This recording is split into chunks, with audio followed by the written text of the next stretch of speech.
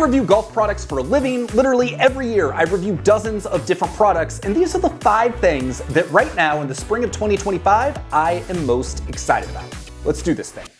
So the first product I'm excited about is a new app called Golfin. Now on the surface, this looks just like a lot of other GPS scoring apps out there like the Grint or 18 Birdies or even Arcos.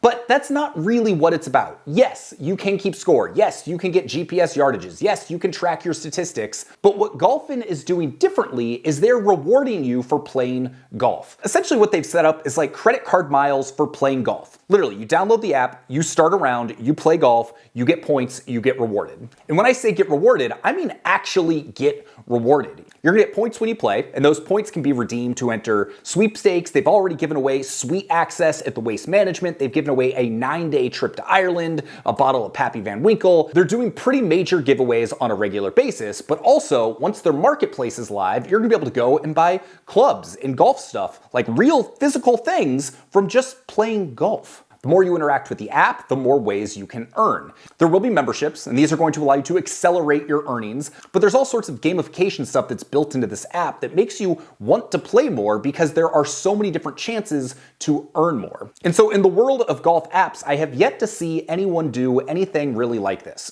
Now this is still very much an early beta. A lot of these features haven't quite been released yet. You'll still find the occasional bug. Now I've played like half a dozen rounds with it so far, and it's fine as a GPS app, and it's only going to get better, but it's this gamification element and this ability to earn that's got me really excited. So all that to say, because it is in beta, it's not even out on the App Store yet, but because you follow BreakingEighty, you can get early access. There is a link that is listed below. You click that link, you can sign up, you can skip the wait list that everybody else is on and get early access to the app. Now keep in mind, this is early access, not all these features are built out, but I have a feeling that once you get an idea of what they're doing and where the potential lies, you're gonna be just as excited as I am. Also, one quick thing to note is right now, this is iOS only, and when they do officially launch on the App Store, I will update my link below. Second product that I'm super excited about right now is these. The G4 MG4 Plus O2 G-Lock shoes. God, awesome shoes. Not a big fan of the name. So these are the newest shoes from G4. These are the updated version of the MG4 Plus, which was my most worn shoe of 2023.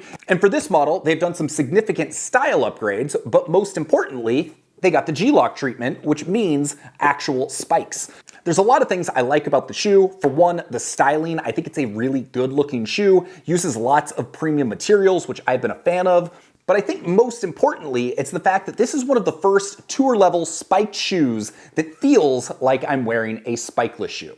Walking 18 holes in these is a breeze. They're super comfortable. And of course, they've got the signature nubbed insoles that G4 is famous for. So I've been a huge fan of these shoes, and this is what I've been wearing for most of my rounds. By the way, you can use the G4 coupon code below. It's gonna save you 10% on these or any other G4 purchase. Also, quick disclaimer, I'm sure you know this, if you use that code, if you click on the link, I might get a commission for that. I honestly don't care if you're buying any of these products or not, but I'm just genuinely sharing with you the things that I am currently excited about. So take that for what it's worth. And number 3, we have kind of a golf adjacent product, and that is this. This is the Mavic Air 3S drone, and it is awesome. I just recently picked this up before my trip to Vietnam, and it is by far the best drone I have ever used. So if you're interested at all in content creation or taking photos or videos of golf courses, obviously a drone is kind of one of those required things you need, and I think this is the one to get. Just recently, DJI released the Mavic 4 Pro, which is thousands of dollars more than this. It's much bigger, but here's the deal. The average content creator, you're posting videos on YouTube and Instagram. You don't need all the features that come with that. So for 98% of you, I don't think you need to go out and spend that kind of money on that drone. But also worth noting, on the cheaper end, there's the DJI Mini. Now that is a great drone for what it is, more of an entry-level drone, but being as light as it is, it's a lot more finicky in the wind, but it doesn't have what I think is the single most important drone feature for filming golf courses, and that is a second telephoto lens. So for me, when I'm flying drones, I don't want to get in the way of people that are playing golf. I want to be able to get the images I need while staying as far away as possible. Well, this has a 3x telephoto lens, and I'm not the world's greatest drone pilot by any means, but it has absolutely been a game changer and has made it much easier for me to get the shots that I'm looking for. So even though this isn't super cheap, you can get the full creator package for around 1,600 bucks. I think this is the perfect drone for most people that want to get really good golf course photography or video without having to spend a whole bunch of money, but are willing to invest in their craft. I know that really didn't relate to most of you, but hopefully you enjoyed the pretty drone footage.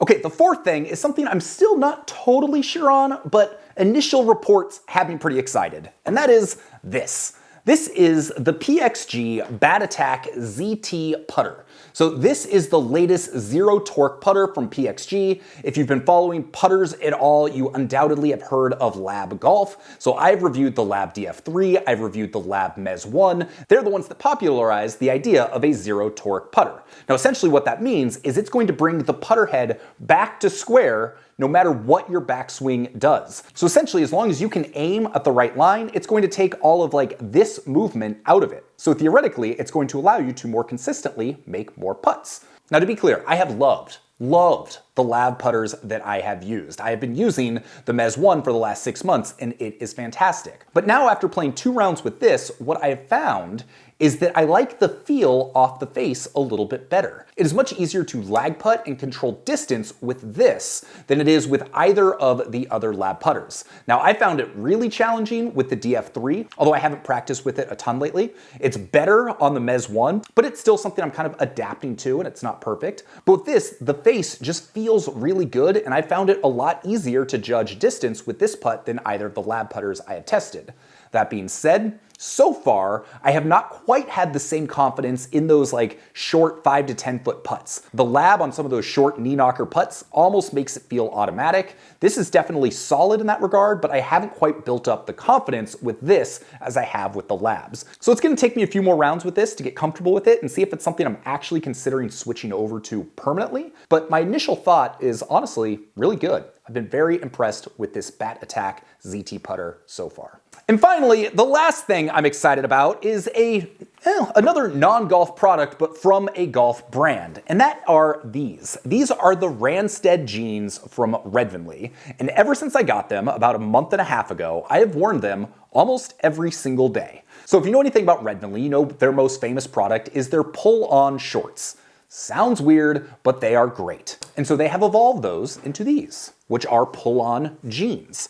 Yes, pull-on jeans with stretchy denim. Now, denim purists, you're probably going to hate this. I was highly skeptical of them, but once I actually put these on and started wearing them on a daily basis, I've fallen in love because they feel like you're wearing sweatpants, but they are jeans. I wore these on the plane, both to and from Vietnam, 25-hour travel day. And honestly, that's about as comfortable as I can remember being on any flight. These come in 4 colorways. This charcoal colorway is by far my favorite. I also am currently wearing these, which are just kind of the standard blue jean colors.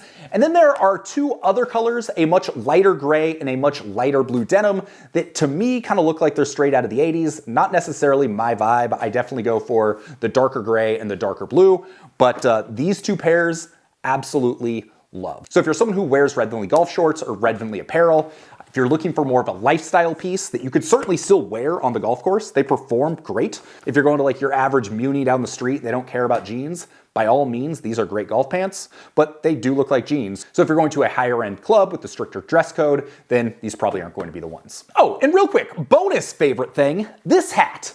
If you've seen any of my videos, you've probably seen me wear this hat dozens of times. I picked this up at Bandon Dunes like 3 years ago. It's an Imperial hat, but I have been looking for this same hat at golf clubs all over the world and have yet to see it anywhere else. It almost feels like it's got like a wool top. It says 70% polyester, 20% cotton, 10% spandex. I don't know what this hat is from Imperial, but if you can tell me what this is, I would love to know because this is the hat that I want to buy when I'm out at other golf clubs. I love this hat. So well done, Imperial. Just make more hats like this. And if there is a name behind it, tell me so I can ask for it. With that, those are the products that I'm currently loving in spring of 2025. My name's Sean Ogle. I'm the founder of this thing here at BreakingEighty, where we talk about cool golf products and cool golf courses. If you got some value out of this video, maybe subscribe, drop a comment, give this video a thumbs up, or better yet, if you have a product that you are currently loving, then drop a comment, because I would love to hear about it, and maybe it's a good fit for me to do a video on or review on the channel. With that, I hope you have an excellent day. Go check out this video right here if you want to see some of my previous picks for my favorite things. And with that, I'll see you on the next video. Peace.